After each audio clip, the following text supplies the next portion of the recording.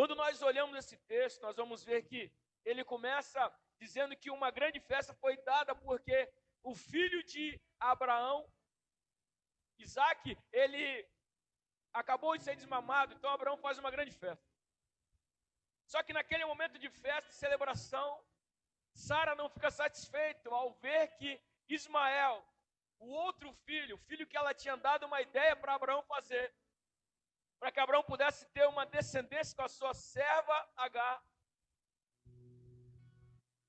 Ismael está rindo de Isaac, outra versão está dizendo, está brincando com Isaac. E aí Sara fica incomodada e fala, eu não quero que meu filho cresça junto com o filho da escrava. Eu não quero ver o meu menino crescendo ao lado desse menino, porque eu sei que ele é seu filho também, mas lá na frente pode dar problema. E Abraão ficou muito perturbado, porque não se tratava de um filho de uma serva, mas se tratava do seu próprio filho. Então, ele não tem muito tempo para tomar uma decisão. E de um dia para o outro, ele ouve a voz de Deus falando.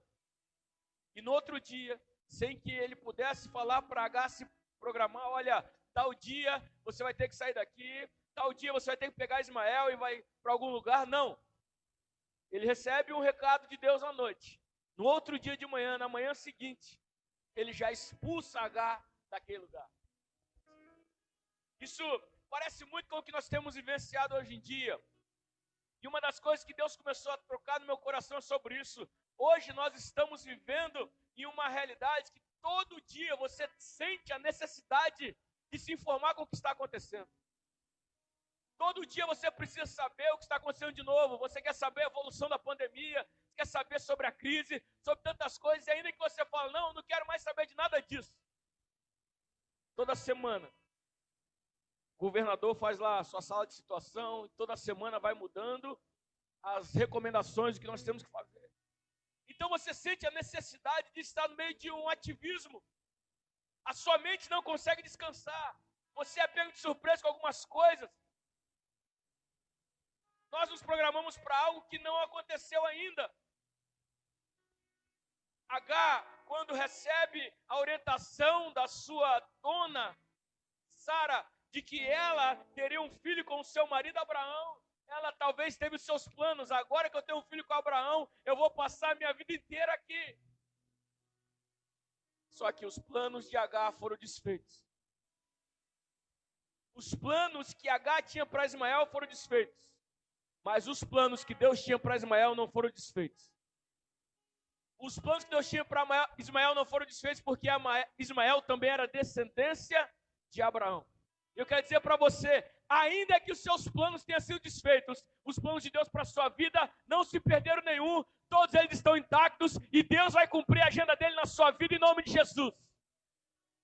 Ainda que você tenha sido pego de surpresa, ainda que ninguém te avisou para você se programar, talvez você tenha vivido uma experiência assim de ser despejado de um dia para o outro, de ver uma doença chegando e varrendo a casa de um dia para o outro, de ver o caos instaurado de um dia para o outro. Saiba de uma coisa, Deus não é pego de surpresa. Se Ele está permitindo isso acontecer, é porque Ele tem uma provisão para você, Ele tem uma mudança para a sua vida.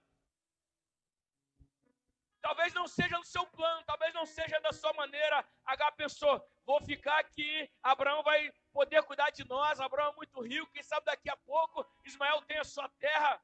Não, foi expulsa de um dia para o outro. Tudo que recebe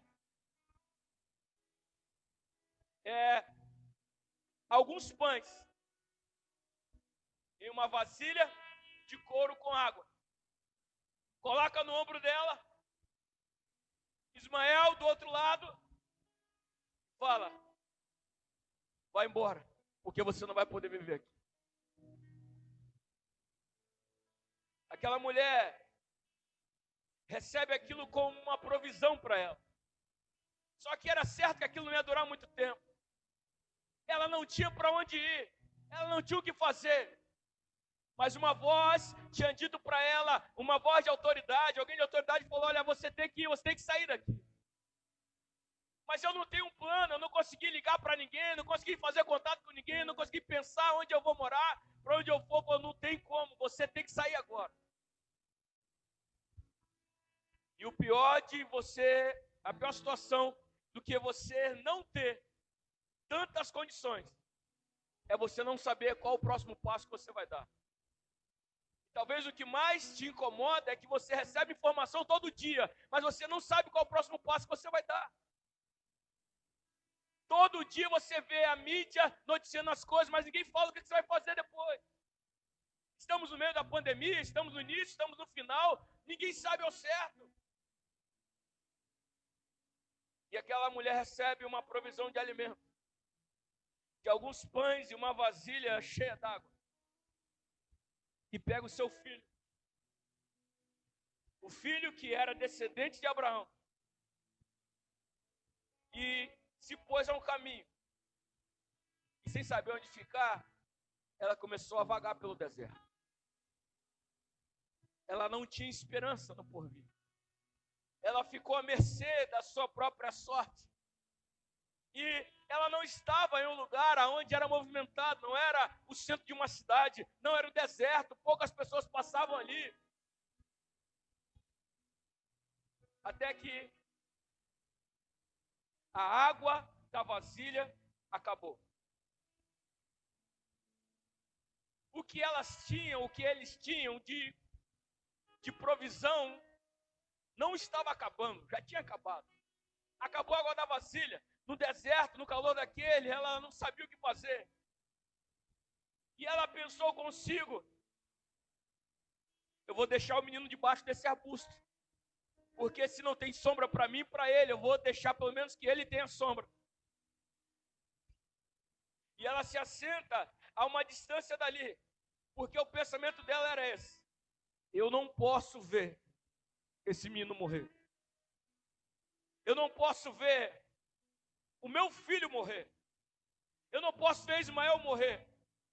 Então, ela sentada ali, ela começa a chorar. E aí, se nós quiséssemos ser sensacionalistas, é isso que a gente tem visto sobre tanto choro. Que já não é mais sensacionalismo, agora a gente já parece estar vivendo um filme de terror, um pesadelo, que a gente nunca acorda. Ou todo dia, quando a gente acorda, a gente vê que o pesadelo continua.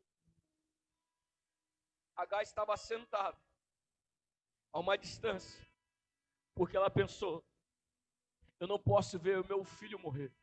Eu não posso ver o meu futuro morrer. Eu não posso ver o meu projeto morrer. Então ela deixa o menino longe para que ela pudesse ter um tempo ali e chorasse, já prevendo o que viria a acontecer. A previsão dela era: ele vai morrer. Eu não quero ver ele morrendo. Ele vai morrer, não tem mais o que fazer, não tem mais água, não tem mais pão, não tem mais ninguém perto, esse sol está castigando. Ela não pensou na vida dela, mas ela pensou na vida do filho. Até que quando ela está sentada chorando, o versículo 17 diz para nós que Deus ouviu um choro. Só que o choro que Deus ouve não é o choro de Agar. O choro que Deus ouve é o choro de Ismael. Deus está ouvindo o choro do menino. E Deus vira para Agar e fala: o que está te afligindo, Agar? Não tenha medo, porque Deus ouviu o menino chorar. Lá aonde você o deixou. Levante, pegue o menino, tome ele pela mão. Porque você previu morte para ele. Mas eu já tenho um futuro desenhado para ele. Você pensou que ele ia morrer no deserto. O versículo 18 termina dizendo: porque dele farei um grande povo. E aqui eu quero dizer para você, irmão, que aqui é onde essa mensagem se contraria com a outra mensagem, o tema principal. O que fazer quando a gente não tem mais o que fazer? O que nós podemos fazer em um momento de caos total? Aonde a esperança se esvai, aonde a fé já não encontra elementos. Não é que a gente perdeu a fé, é que a gente não tem mais elementos para ver essa fé se tornar um milagre. É onde você não tem mais nada ao seu redor. Mas você não pode esquecer que dentro de você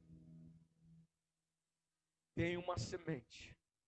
Dentro de você tem algo que é muito maior do que uma descendência de Abraão. Embora se fôssemos olhar na história, por meio da fé, somos descendentes de Abraão também. Mas você não tem um descendente de Abraão. Você tem dentro de você o Espírito Santo de Deus, que é algo muito maior, que é algo muito mais forte. E ainda que ao redor seu o caos esteja total, você não consiga mais ver com seus olhos a esperança, você não consiga mais sentir no seu coração que alguma coisa vai acontecer, creia, dentro de você, você tem tudo o que é necessário para Deus fazer você romper. Dentro de você, o Senhor coloca paz. Dentro de você, o Senhor coloca esperança. Dentro de você, o Senhor injeta fé. Dentro de você, o Senhor injeta ânimo. Dentro de você, o Senhor injeta coragem. Dentro de você, Deus começa a trazer respostas. Não vem no seu ouvido, mas sopra no seu coração a resposta de Deus. E Ele diz para você: descanse, porque eu vou trabalhar por você. Descanse, porque eu vou fazer pela sua casa. Descanse, porque eu não perdi o controle. Eu continuo sentado no trono.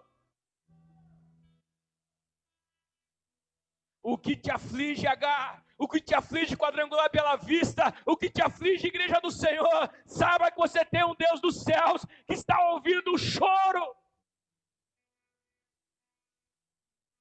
Não o choro da sua alma, porque o mundo chora nesse instante. Mas Ele está ouvindo o choro daquilo que tem conexão com Ele, do Espírito.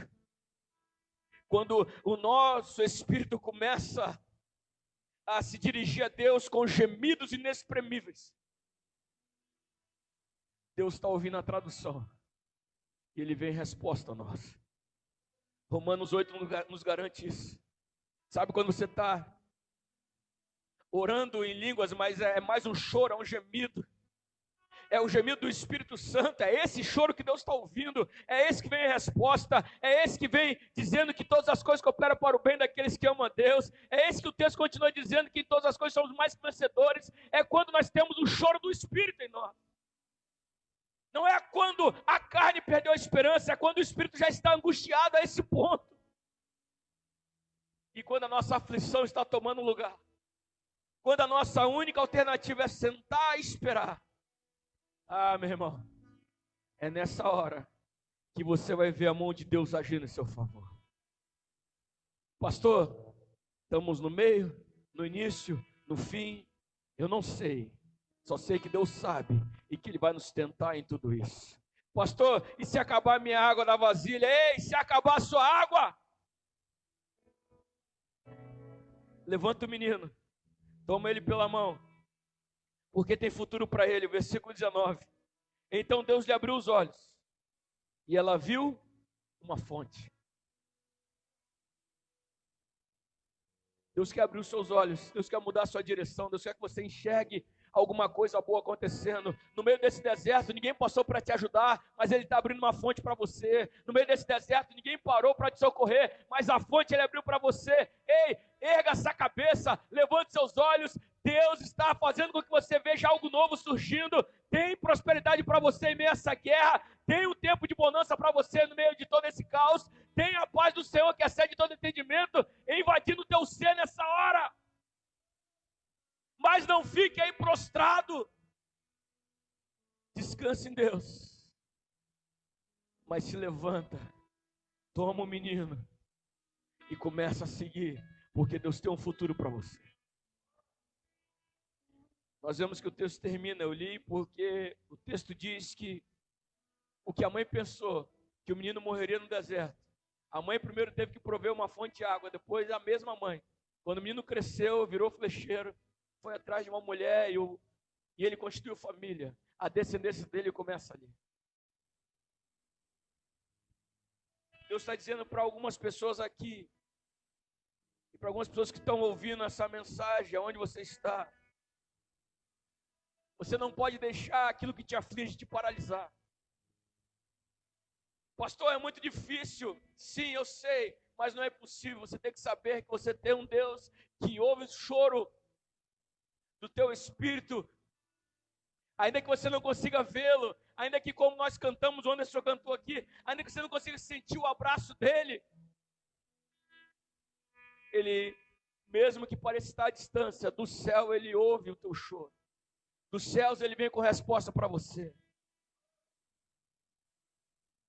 Então, descanse em Deus e saiba que Ele está trabalhando a seu favor. Só quero dar um exemplo, a gente vai caminhar para o final da mensagem. Mas é porque tem a ver com o que a gente está lendo. Em Êxodo 14, no versículo 14, quando o povo vai atravessar o mar, Deus falou com o povo para ficar acampado em um determinado lugar. Pastor Denilson, Anderson, Clarinho.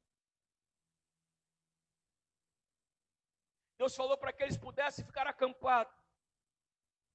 E foi exatamente nesse lugar, na beira do mar, perto de Pi-Airote, de frente a Baal-Zephon, que Faraó e toda a carruagem dos egípcios chegaram para atacar o povo de Deus. Então o povo começa a ficar aflito. O versículo 10 de Êxodo 14 diz: ao se aproximar Faraó, os israelitas olharam e avistaram os egípcios, que marchavam na direção deles, e aterrorizados, clamaram ao Senhor, e disseram a Moisés: foi por falta de túmulos que você nos trouxe para morrermos no deserto? O que você fez conosco, tirando-nos de lá? Já tínhamos dito a você no Egito: deixe-nos em paz, seremos escravos dos egípcios. Antes ser escravos do que morrer no deserto. E Moisés respondeu ao povo: não tenham medo, fiquem firmes e vejam o livramento que o Senhor fará ou trará hoje, porque vocês nunca mais verão os egípcios que hoje vêm. E o versículo 14 é apaixonante no meio de toda essa guerra. O Senhor lutará por vocês, tão somente acalme-se. Imagina a adrenalina que estava correndo nesse povo. Desde que começa o Êxodo, quando Deus ouve o choro do povo, a murmuração do povo, vê o sofrimento do povo, ele levanta Moisés, e Moisés chega e aparece com uma libertação para ele. Quando eles começam a pensar em ser livres, Faraó começa a aumentar o trabalho, começa a pesar a mão, os capatazes começam a chicotear, bater mais forte, tem mais serviço. E aí eles começam a ver que todo dia a notícia era notícia de tragédia no Egito. Embora eles estivessem guardados, a notícia de tragédia era em todos os lugares. Mulheres egípcias iam trabalhar na casa de pessoas do Egito, ou egípcios, e chegavam lá e via a tragédia que tinha acontecido, mas quando chegava em casa, via que nada tinha acontecido com ele. As pragas. Praga atrás de praga, adrenalina correndo solto no Egito. O povo de Israel, quem sabe temendo acontecer alguém que ficasse por fora de tudo isso. E agora, quando eles conseguem ter o livramento, eles veem o povo que deixou sair, agora perseguindo eles. Eles estão desesperados, eles estão aterrorizados com medo. E aí, no meio dessa adrenalina toda, tudo isso acontecendo dias, semanas, meses a fim, Moisés dá uma palavra de esperança, mas ao invés de colocar eles em marcha, Moisés fala com eles: o Senhor lutará por vocês, tão somente se acalme. A dificuldade que a gente tem de acalmar nesses dias é porque você quer descansar, mas a sua mente está o tempo todo trabalhando. Você desliga a televisão, aí você vai ver alguma rede social, chega alguma coisa no WhatsApp, a vizinha grita do lado, alguém chega em casa e fala. E a gente fica nessa agenda. E no meio de tudo isso, a gente acha que a gente tem que fazer alguma coisa. E se eu disser para você que você não tem que fazer nada nessa hora? Se eu disser para você que não cabe a você tomar nenhuma decisão nessa hora, a não ser confiar em Deus? Se eu disser para você que não é você que vai mudar a situação, que não adianta você ser o primeiro de saber essa informação. Não adianta ser o primeiro a querer postar no grupo tal coisa, porque você não vai mudar nada. Quem vai lutar por você vai ser o Senhor. Então descansa no Senhor.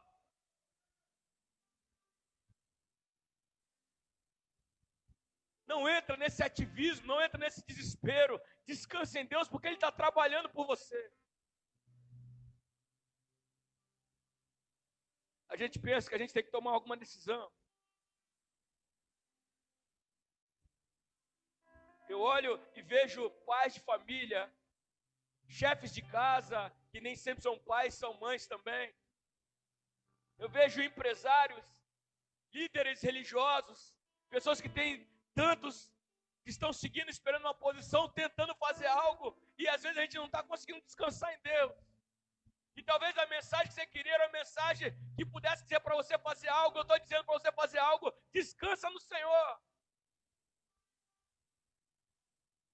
Porque Ele vai trabalhar por você. É muito melhor você ser livre do que você ser escravo. Ainda que você pense que você está flertando com a morte, creia que o pastor do Salmo 23 te conduz, ainda que seja por um vale de sombra da morte, mas você vai ultrapassar esse vale, você vai passar por esse vale, você vai chegar aonde Ele tem para você chegar. Então o exercício mais difícil de fazer nesses dias é o que Deus está dizendo para a sua igreja. Ei, igreja linda, ei, igreja viva, ei, meus filhos amados, descanse em mim.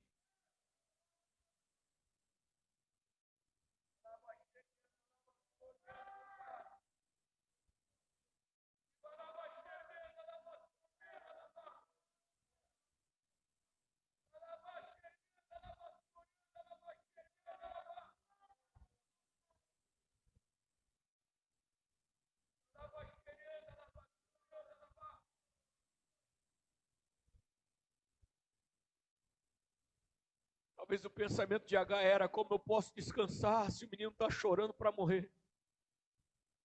Talvez o pensamento de Israel era: como Moisés, vamos descansar se os egípcios são o nosso calcanhar, se tem um deserto aqui ao redor, se na nossa frente tem um mar, atrás está esses egípcios. Como?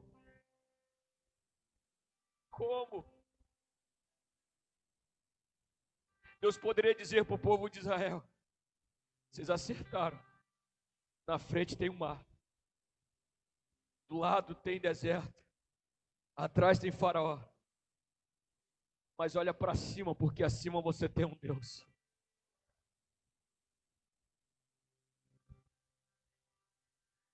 H, como eu posso descansar se eu estou ouvindo o choro do menino, se eu estou vendo o deserto, se eu estou sentindo esse calor enorme?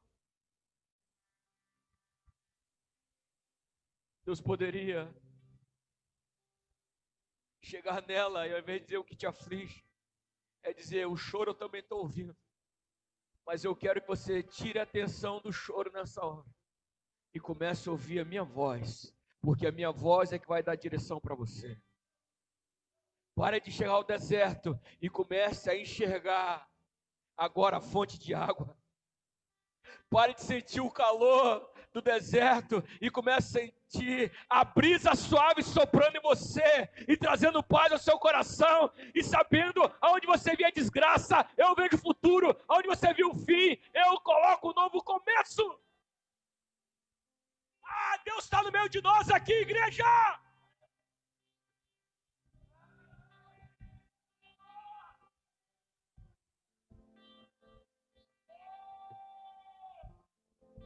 O Senhor tem liberdade no meio de nós, Senhor. O Senhor tem liberdade no meio de nós.